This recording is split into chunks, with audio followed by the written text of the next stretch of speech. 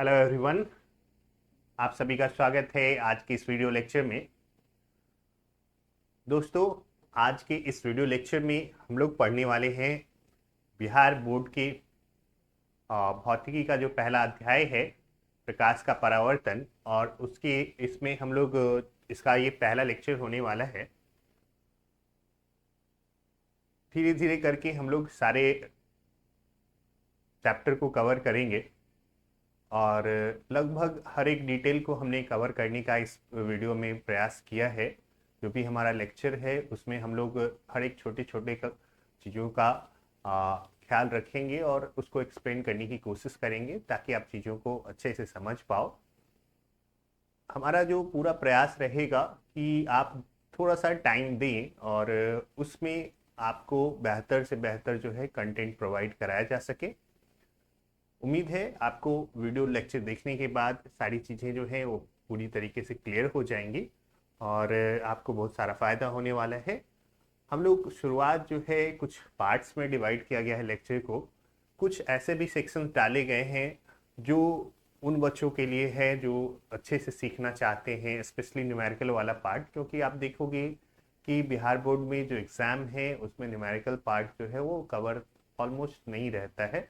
तो अगर आपको वो लगे कि आपको सीखना है तो आप उसे कवर कीजिएगा, नहीं तो आप उसे छोड़ सकते हैं। बाकी कुछ जो प्रूफ वाला जो सेक्शन है वो हमने लास्ट में डाला है ना। सेकंड लास्ट चैप्टर होना चाहिए प्रूफ का।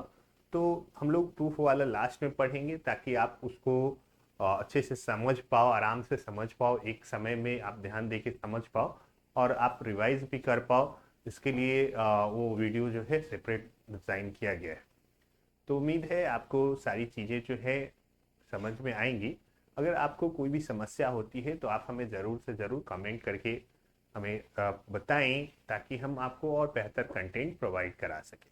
तो चलिए शुरू करते हैं और देखते हैं कि आज हम लोग क्या क्या करने वाले हैं। तो सबसे पहले एक बार हम फिजिक्स के सिलेबस को कवर कर लेते हैं और देखते हैं कि आखिर आपको क्या क्या पढ़ना है। बिहार बोर्ड में जो फिजिक्स है, एक्चुअल में सीबीएसई में भी यही सेम सिलेबस रखा गया है। तो आप देखिए, पहला जो चैप्टर आपको पढ़ना है उसमें आपको पढ़ना है प्रकाश का परावर्तन। उसके बाद पढ़ना है प्रकाश का अपवर्तन, फिर मानव नेत्र और रंग बिरंगा संसार, विद्युत धारा पढ़ना है, उसके बाद विद्युत धारा का चुंबकीय प्रभाव और अंत में ऊर्जा के स्रोत। तो इतने चैप्टर आपको कवर करते हैं फिजिक्स में। तो थोड़ा सा अगर आप ध्यान देंगे तो आसानी से जो है चीज़ें कवर हो जाएंगी। बहुत ज़्यादा हार्ड भी नहीं है सिलेबस। तो कुछ महीनों में अगर कवर करना चाहें आप आसानी से 2 से 3 महीने में तो आप कवर कर सकते हैं। ऐसे अब बहुत ज़्यादा समय बचा भी नहीं है तो आपको ज़रूर प्रयास यही होना चाहिए। हम लोग इस वीडियो के माध्यम से भी यही प्रयास कर रहे हैं कि आपको जल्दी से जल्दी जो है कवर करा दिया जाए और एग्जाम के समय हम लोग थोड़ा सा रिवीजन पे फोकस कर लेंगे, क्विक रिवीजन ये करें। ठीक है, तो चलिए शुरू करते हैं और देखते हैं कि प्रकाश के परावर्तन में हम लोग को कौन कौन सी चीज़ें कवर करनी है।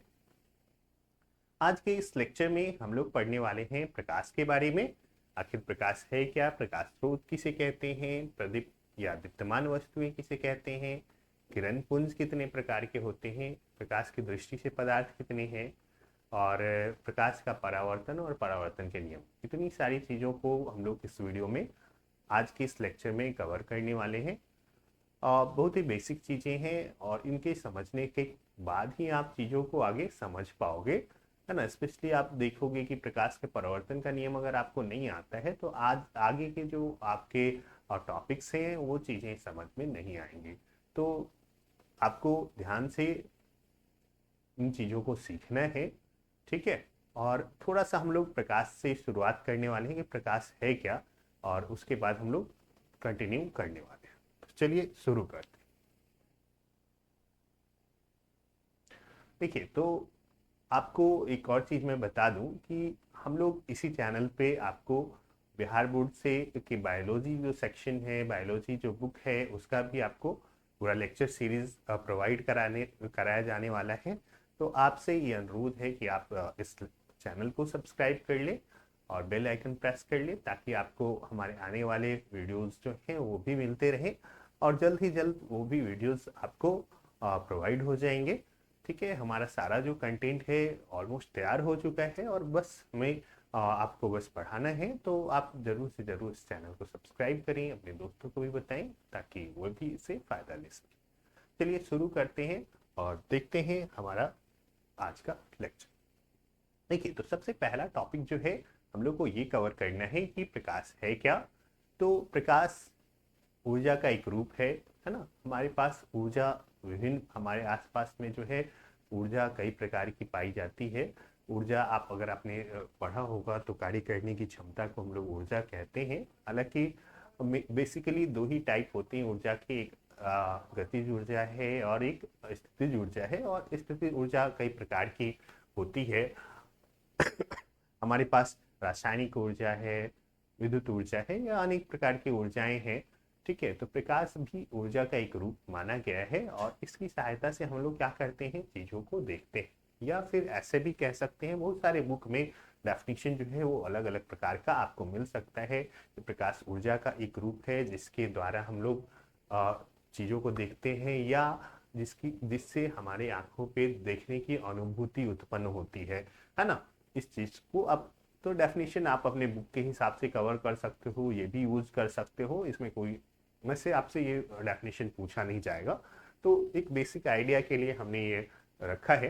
तो देखिए, आपको कुछ चीजें जाननी चाहिए प्रकाश के बारे में। एक चीज है कि आप देखिएगा क्या कि प्रकाश को हम लोग नहीं देखते हैं, प्रकाश के इफेक्ट को हम लोग केवल महसूस करते हैं, उसके प्रभाव को ही हम लोग महसूस कर सकते हैं, है ना। आपको जैसे हवा दिखाई नहीं देता वैसे ही प्रकाश भी दिखाई नहीं देता है। तो देखिए, कुछ इंपॉर्टेंट पॉइंट यहाँ पे कवर कराए गए हैं। प्रकाश क्या है? प्रकाश ऊर्जा का एक रूप है। प्रकाश एक विद्युत चुंबकीय तरंग है। अब चूंकि तरंग अभी आप लोग जानते नहीं होंगे, तरंग आपके आसपास बहुत सारे ऐसे मेनली दो प्रकार के तरंग होते हैं। ठीक है, एक है क्या, अनुप्रस्थ तरंग और एक अनुदैर्घ्य तरंग। तरंग कुछ ऐसा रहता है, किसी भी चीज में अगर कोई बदलाव आ रहा है, आपने जरूर ऐसे ऐसे देखा होगा, एटलीस्ट मूवी सब में आपने देखा होगा, जो ईसीजी मशीन रहता है वहां पे ऐसे ऐसे हार्ट बीट चलते हुए देखा होगा। ये एक प्रकार का तरंग है। आपके आसपास तो बहुत सारे जो बदलाव हो रहे हैं वो भी एक तरंग के रूप के ही होते हैं। ये जो साउंड है ये भी क्या है, तरंग ही है। तो फिलहाल आपको उस पर फोकस नहीं करना है ज्यादा। क्या करना है, आपको ये समझना है कि प्रकाश क्या है, एक विद्युत चुंबकीय तरंग है। विद्युत चुंबकीय तरंग जो होता है ना, उसको एक जगह से दूसरी जगह जाने के लिए ना किसी माध्यम की आवश्यकता नहीं होती है। ये एक इम्पॉर्टेंट पॉइंट है। आप देख, सूर्य और हमारी धरती के बीच में अगर देखा जाए जो आकाश है वहां पे कोई माध्यम नहीं है, फिर भी जो प्रकाश है वो सूर्य से यहाँ तक पहुंच रही है। तो ये क्या है, इसको किसी माध्यम की जरूरत नहीं है एक जगह से दूसरी जगह जाने के लिए। ठीक है, हमारा जो साउंड है वो एक ऐसा तरंग है जिसको एक जगह से दूसरी जगह जाने के लिए माध्यम की जरूरत होती है। आप अगर स्पेस में जाके बगल में खड़े होकर चिल्लाएं फिर भी बगल वाले को सुनाई नहीं देगा, है ना, क्योंकि इसको जो है ट्रांसफर होने के लिए किसी न किसी मीडियम की आवश्यकता होती है। तो प्रकाश क्या है, एक विद्युत चुंबकीय तरंग है। ये हमेशा सीधी रेखा में गमन करती है। जो प्रकाश तरंग है एक प्रकाशिक माध्यम में, है ना, सीधी रेखा में गमन करती है। प्रकाशिक माध्यम जैसे कि हवा हुआ, पानी हुआ, कांच हुआ, ये सब अलग अलग प्रकाशिक माध्यम है। तो हम लोग एक प्रकाशिक माध्यम की बात करें तो वो सीधी रेखा में गमन करती है। ऐसे जरूरी नहीं है, कुछ आगे आप ये भी कॉन्सेप्ट देखेंगे कि एक ही माध्यम में जब आप अपवर्तन पढ़ेंगे तो ऐसा भी होता है कि एक ही माध्यम में क्या हो जाता है, आ, उसका रास्ता बदल जाता है, उसका स्पीड चेंज हो जाता है। तो अपवर्तन में थोड़ा सा ये कॉन्सेप्ट भी देखने को मिलेगा कि एक ही प्रकाशिक माध्यम में हमेशा जो है वो सीधी रेखा में नहीं गमन करेगी। और भी कुछ फैक्टर्स हैं जो इसको डिसाइड करेंगे कि आखिर वो सीधी रेखा में चल रही पाती है कि नहीं, है ना। हम लोग जब अपवर्तन की बात करेंगे तो हम लोग ये पढ़ेंगे कि प्रकाश कितने तरीके से, किन किन कारणों से अपना रास्ता बदल सकती है। उसके बाद क्या है, प्रकाश जो है अपवर्तन और परावर्तन के नियमों का पालन करती है। ठीक है, परावर्तन के नियम हम लोग इसी लेक्चर में देखने वाले हैं। अपवर्तन के नियम जब हम लोग अपवर्तन पढ़ेंगे उस समय कवर करेंगे। उसके बाद है क्या, प्रकाश के गमन के लिए किसी द्रव्यात्मक माध्यम की जरूरत नहीं होती है। हमने पहले बात किया था, प्रकाश को माना जाता है कि वो छोटे छोटे पार्टिकल से बन के, कणों से मिलके बना होता है जिनको हम लोग कहते हैं फोटॉन। ठीक है, प्रकाश बहुत ही छोटे छोटे कणों से मिलकर बना होता है जिसको हम लोग फोटोन कहते हैं, और वो उसका पैकेट होता है छोटा छोटा, एक्चुअल में बंडल होता है, और उस बंडल को हम लोग क्वांटा कहते हैं। तो एक्चुअल में प्रकाश जो होता है वो फोटोन के बंडल के रूप में बना होता है, ऐसा माना जाता है। अभी भी बहुत सारे कॉन्सेप्ट जो हैं प्रकाश से जुड़े वो क्लियर नहीं हो पाए हैं। अगर आप देखिएगा आगे चल के, जब जैसे आप हायर स्टडी में जाइएगा, आपको पता चलेगा कि प्रकाश जो है अभी भी प्रकाश को दो रूप में माना जाता है, एक तरंग रूप और एक कण रूप, है ना। तो अभी भी इन दोनों को लेके श्योर नहीं हो पाए हैं लोग कि आखिर दोनों में क्या है एक्चुअल में। ठीक है, अब क्या है कि प्रकाश की चाल जो है वो सबसे अभी तक जो भी हम लोग को ज्ञात है उसमें सबसे अधिक होती है, और इसका जो चाल है लगभग 3 × 10⁸ मीटर प्रति सेकंड है। ठीक है, और इस अगर आप ऐसे किलोमीटर में कन्वर्ट करें तो लगभग 3 लाख किलोमीटर प्रति सेकंड, है ना। एक सेकंड में वो 3 लाख किलोमीटर ट्रैवल कर सकती है।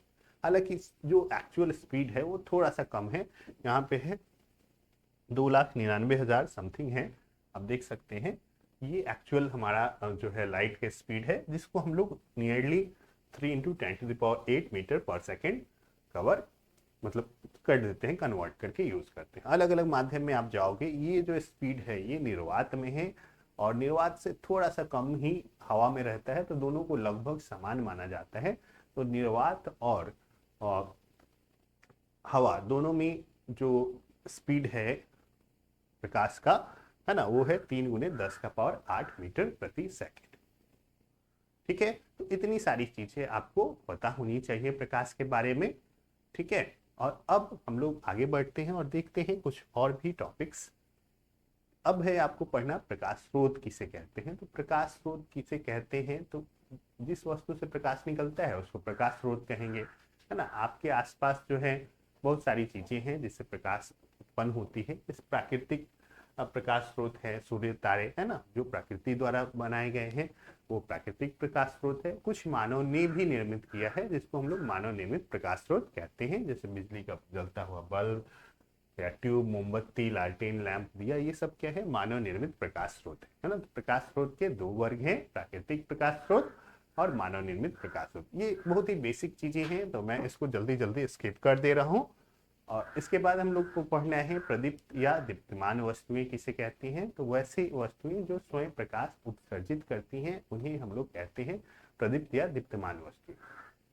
ठीक है, अब कौन कौन सा है, जैसे दीप्तमान का कौन सा है, सूर्य, बिजली का जलता बल्ब, जल्दी मोमबत्ती, जो अंदर से जिसके लाइट निकल रहा है ना, किसी न किसी प्रक्रिया द्वारा, उसको हम लोग क्या कहेंगे, प्रदीप्त या दीप्तमान। अप्रदीप्त उसको कहेंगे जिससे कोई प्रकाश उत्पन्न नहीं होता है ना। वो दूसरे के प्रकाश को परावर्तित कर सकती हैं लेकिन वो खुद का कोई प्रकाश उत्पन्न नहीं करती हैं। तो ऐसे जो पदार्थ हैं या ऐसी वस्तुएं हैं उन्हें अप्रदीप्त वस्तुएं कहते हैं। चलिए अब नेक्स्ट हम लोग देखते हैं क्या, अगला है हमारा प्रकाश की किरण। चलिए तो प्रकाश की किरण को समझते हैं। तो प्रकाश की किरण क्या होती है, तो एक सरल रेखा के द्वारा हम लोग दिखाते हैं। एक सरल रेखा पर चलने वाले प्रकाश को प्रकाश किरण कहते हैं। और आप देखोगे क्या कि एक्चुअल में ये एक कॉन्सेप्ट है, हम लोग एक्चुअल में नहीं जानते कि एक्चुअल में वैसा होता है कि नहीं होता है ना। हम लोग ये मान लिए कि बहुत ही पतला लाइन एक लाइट का होगा, वो क्या होगा, प्रकाश कहलाएगा। लेकिन आइडियली देखा जाए तो वो भी एक किरण पुंज हो सकता है। खैर जो भी हो, हम लोग को फिलहाल डेफिनेशन जो है उसी को कवर करना है। एक सरल रेखा पर चलने वाले प्रकाश को प्रकाश किरण कहते हैं।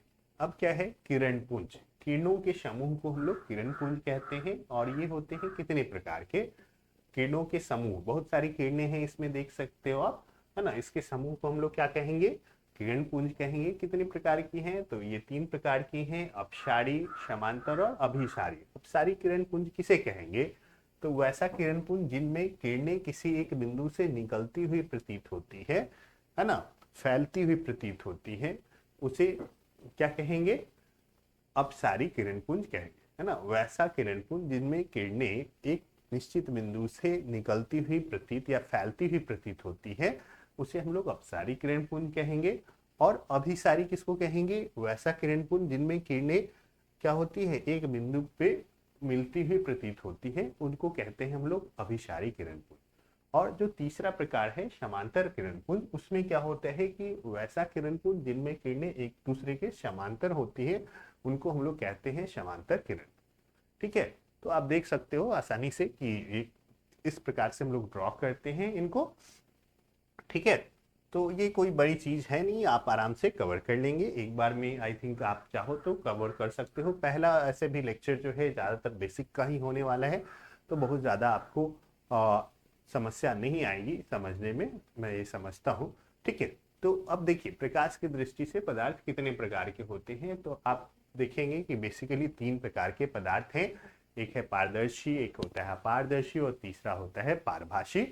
ठीक है, तो पारदर्शी पदार्थ किसको कहते हैं? वैसे पदार्थ जिनके आर पार जो है प्रकाश चला जाता है ना, आर पार चला जाता है आसानी से, उसको पारदर्शी पदार्थ कहते हैं। जैसे हवा है, पानी है, कांच है ना, ये सब क्या है?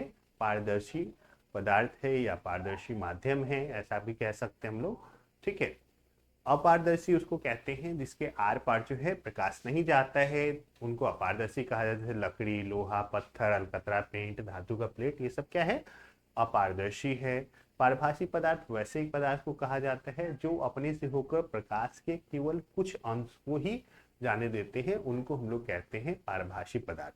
जैसे घिसा हुआ कांच, तेल लगा हुआ कागज, बैलून का रबर, आंख की पलक, है ना, ट्रेसिंग पेपर, चर्म, रक्त, दूध, घना धुआं, हल्के बादल, कुहासा, ये सब क्या है? ये सब पारभासी पदार्थ हैं, है ना। इनमें से कई बार ऑब्जेक्टिव में कुछ क्वेश्चंस आते हैं, स्पेशली आपको पारभासी पदार्थ पे फोकस करना है, तो जरूर से आप जरूर नोट कर लें।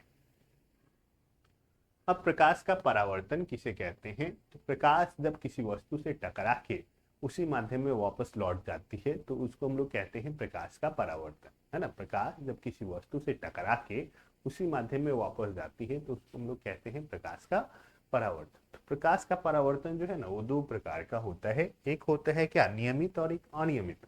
जब एक प्लेन सतह पे, है ना, ऐसे समतल सतह पे प्रकाश टकराएगी तो वो क्या होगा?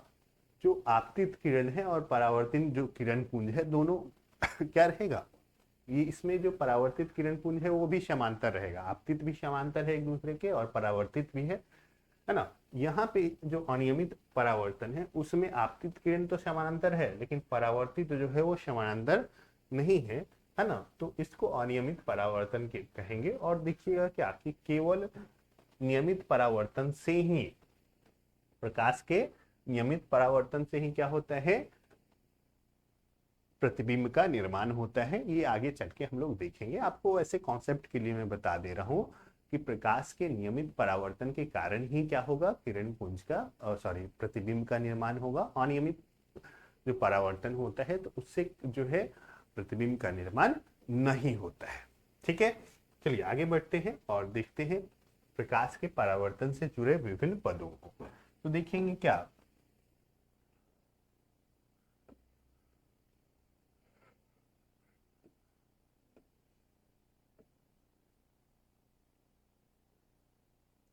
देखिए किसी परावर्तक सतह को हम लोग ऐसे दिखाते हैं जनरली, है ना। ये हमारा परावर्तक सतह है और नीचे हम लोग एक इस टाइप से रफ सरफेस बनाते हैं। जब हम लोग दर्पण को देखेंगे तो ऐसा क्यों करते हैं ये भी हम लोग जानेंगे। एक परावर्तक सतह है और इसमें क्या हो रहा है? प्रकाश की एक किरण इस प्रकार से आके इस पे आपतित हो रही है। ठीक है, इसके किसी बिंदु पे आके टकरा रही है और ये टकराने के बाद फिर इसी माध्यम में वापस ऐसे चली जा रही है। ठीक है, तो इस वाली किरण को हम लोग क्या कहेंगे? इसको कहेंगे आपतित किरण।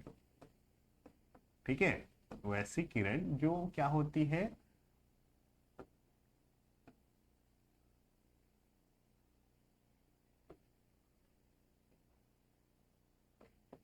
किसी सतह के किसी बिंदु पर आपतित होती है उसको हम लोग कहते हैं आपतित किरण।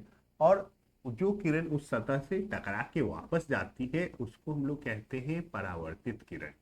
ठीक है, जिस बिंदु पे ये टकराती है उसको हम लोग कहते हैं आपतन बिंदु। ठीक है, और ये जो सतह होता है ये परावर्तक सतह कहलाता है। ठीक है, तो हमारे पास इतने सारे पॉइंट्स हो गए। है ना। आपतित किरण किसे कहेंगे, तो किसी सतह पे टकराने वाली किरण को हम लोग क्या कहेंगे, आपतित किरण कहेंगे। सतह से टकराने के बाद वापस उसी माध्यम में जाने वाली किरण परावर्तित किरण कहलाएगी। ठीक है, जिस बिंदु पर आपतित किरण सतह से टकराती है उसे हम लोग कहते हैं आपतन बिंदु। और यहाँ पे एक लंब खींचा जाता है ऐसे करके, जो 90 डिग्री बनाएगा इस सतह से, है ना। तो आपतन बिंदु पर जो लंब खींचा जाता है उसको हम लोग कहते हैं अभिलंब। ठीक है, ऐसे अभिलंब कहीं पे भी खींचा जा सकता है, लेकिन जब हम लोग परावर्तन की बात करेंगे तो हम लोग को आपतन बिंदु पर के अभिलंब से मतलब रहेगा। ठीक है, आप देखिएगा क्या यहाँ पे जो कोण बनता है आपतित किरण और अभिलंब के बीच, उसको हम लोग कहते हैं आपतन कोण, और इसको आई से लिखा जाता है। ठीक है, आई से क्या चीज को लिखा जाता है, आपतन कोण को लिखा जाता है। ठीक है, आपतन कोण किसे कहते हैं, तो आपतित किरण आपतन बिंदु पर के अभिलंब के साथ जो कोण बनाती है उसे आपतन कोण कहते हैं। और इधर आप देखिएगा कि इधर वाला जो कोण है आर है, वो परावर्तन कोण कहलाता है। परावर्तित किरण अभिलंब के साथ जो कोण बनाएगी, है ना, आपतन बिंदु पे अभिलंब जो रहता है उसके साथ, उसको हम लोग कहते हैं परावर्तन कोण। ठीक है, तो आप देखेंगे आगे जब आप प्रकाश का परावर्तन पढ़ेंगे तो आप देखेंगे कि आपतन कोण का मान जो होता है हमेशा परावर्तन कोण के बराबर होता है ना। और ये रूल हमेशा फॉलो किया ही जाता है, ऐसा नहीं है कि नहीं होगा, है ना। हमेशा ये रूल जो है वो फॉलो किया जाएगा, है ना। तो आपतन कोण का मान क्या होता है, परावर्तन कोण के बराबर होता है। आपको कुछ डेफिनेशंस यहाँ दिए गए हैं, मैंने अभी बोला जो उसे लिखा हुआ है, आप चाहो तो इसे नोट कर सकते हो और याद कर लेंगे तो ज्यादा बेहतर रहेगा। ठीक है, अब देखिए प्रकाश के परावर्तन के नियम को लिखिए, है ना। प्रकाश के परावर्तन के दो नियम हैं। ठीक है, एक क्या है, आपतित किरण, परावर्तित किरण और आपतन बिंदु पर का अभिलंब तीनों एक ही समतल में होते हैं और आपतन कोण का मान परावर्तन कोण का बराबर होता है। क्या मतलब है, तो देखिए मान लीजिए कि मैं ऐसे टॉर्च जलाऊं इसके सरफेस पे, है ना, इसको टच करते हुए बोर्ड की सतह को टच करते हुए ऐसे टॉर्च जलाऊं और यहाँ कोई कोई परावर्तक सतह हो।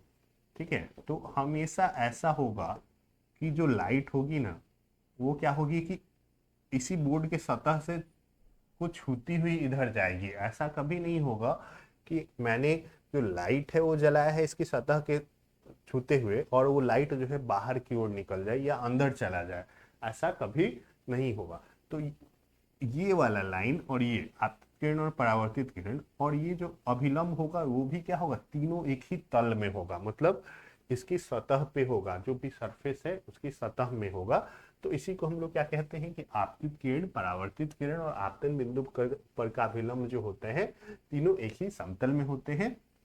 और दूसरा नियम क्या है कि आपतन कोण का मान जो होता है वो हमेशा परावर्तन कोण के बराबर होगा, है ना। तो यही जो है तो प्रकाश के परावर्तन के नियम है। और आपको ये ध्यान रखना है क्योंकि आगे आने वाले सारे जगह पे आपको इसका इस्तेमाल करना पड़े। ठीक है, तो आपको एकदम जरूर से जरूर इसको याद रख लेना है, बार बार पूछा भी जाता है एग्जाम में, तो आप जरूर से जरूर इसको कवर कर ले। ठीक है, तो आई थिंक आज के लिए जो है हमारा इतना ही काफ़ी है। आप इसको अच्छे से पढ़ लें, रिवाइज कर लें, बार बार रिवाइज करें, रिवाइज बहुत ही ज़रूरी है। तो चलिए हम लोग मिलते हैं आपसे अगले वीडियो लेक्चर में इसी सीरीज़ के। तो आपसे उम्मीद है कि आप ज़रूर इसको अच्छे से रिवाइज कर लेंगे। ठीक है, और ज़रूर से ज़रूर हमारे चैनल को सब्सक्राइब कर लें क्योंकि आगे आने वाले वीडियोस जो हैं ताकि आपको मिल पाए वो। ठीक है, तो इस वीडियो को देखने के लिए आप सभी का बहुत बहुत धन्यवाद।